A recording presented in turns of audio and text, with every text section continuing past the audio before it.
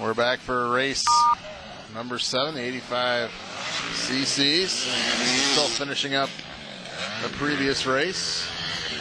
A couple of stragglers coming in to finish up. And you see them ready to go at the starting line. And let's introduce here race number 7. Okay, we've got our 85 experts. First drop will be the experts on the 12 to 15 intermediates, and then 5cc 7 to 11-year-old intermediates. They'll be in the second drop.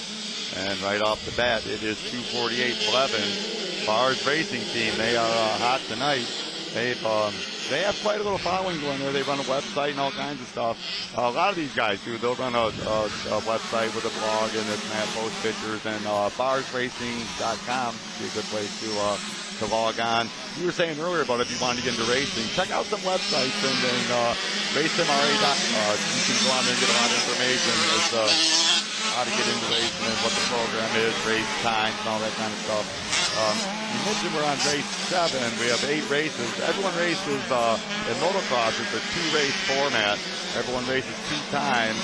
You add your finishing positions together, and then the guy with the lowest number will be your winner. Second lowest number, second place, so on and so forth. In the event of a tie, say a 2-1 and a 1-2, second moto breaks the tie. So we do the night when it's all over, you'll see a lot of places will be a 3-4-way tie for points, but whoever does better in the second moto takes the position. Right now, it looks like Blevins leads our 12 to 15 expert class, but someone there on a Kawasaki is really, that's Zach McCarthy is who that is, 100? Yeah, number 100. One of McCarthy's, I've seen a few tonight. McCarthy out here. Yeah, Blevins is pretty much in trouble right now. Zachary, like I said, his parents own the dealership, and they're those motocross lifestyle people. And so Blevins Bars Racing, they're into it real good, but McCarthy, I think, is going to have a little trouble there for Blevins before this is all said and done. And he's raced a lot, so he's in good condition. He's probably the kind of guy that can say, okay, wait a minute, here we go. I'm not going to take second. Let's see if David can hold on to it. Blevins continues to lead. And again, there's bike number 100, McCarthy, right behind him. 13 years old again, out of Defiance, Ohio. Blevins 15, and he is from Marion, Ohio. And you see McCarthy kind of bobbled in that corner, and that cost him a second, which, that'll work out for Blevins quite nicely, I'm sure. Into the off-campers they go. Like I said, right now Blevins is riding like sideways down the hill, if you can imagine that. Now he does the right-handed one, but you can see McCarthy's wheel in there at every move. Zach's looking, and Zach's kind of strategic. He'll watch where Blevins is going, and then he'll try to get in there. He'll notice Blevins is going to the same place every time, at a certain corner, and so he'll catch him off guard, and there will be, he just shaved off a couple seconds right there. You can see he moved right back into Blevins' immediate area. They're heading, that's a little double jump right. And you can see McCarthy keeps the pressure on Blevins. Blevins, of course, he's, like I said earlier, when you're leading, you really can't say too much else, other than that. When you're the leader in the race, that's about all you can, the best you could do.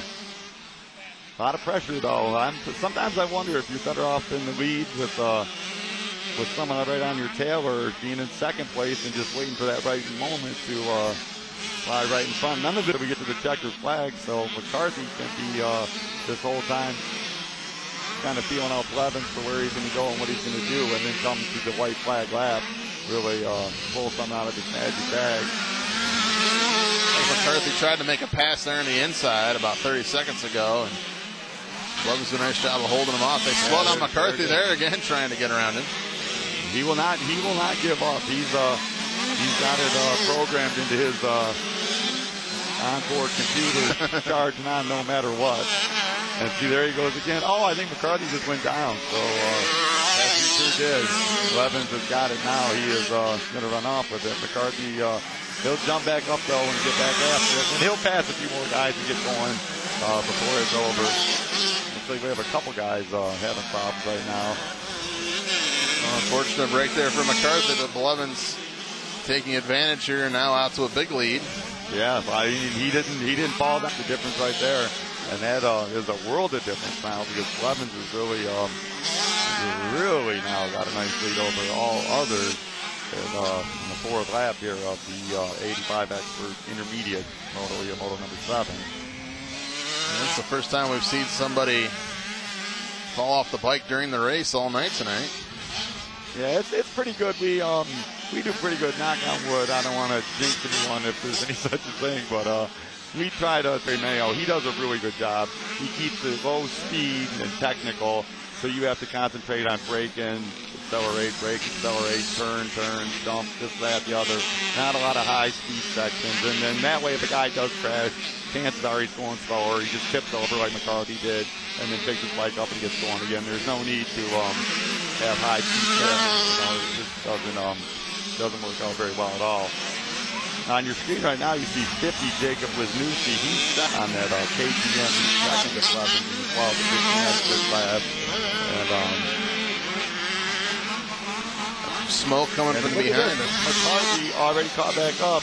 Now this time it's Wisniewski that spins out, and so that puts McCarthy back in second place. Although he's quite a ways behind Blevins now, he is back in second, and this is the final lap. I don't know if it'd be possible for McCarthy to catch him. Blevins would have to fall down or something for McCarthy to probably get him by now. But to say it won't happen, you just don't know how to work out. So that's why we won the races and do the laps and the flags and all that stuff, because you just never know until you get to the checker flag or a little bit past it actually.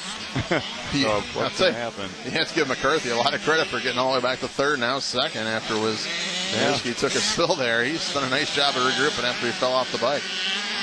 Yeah, but Wisniewski, a lot of pressure going from third to second. Now it's all of a sudden, can I make it to first?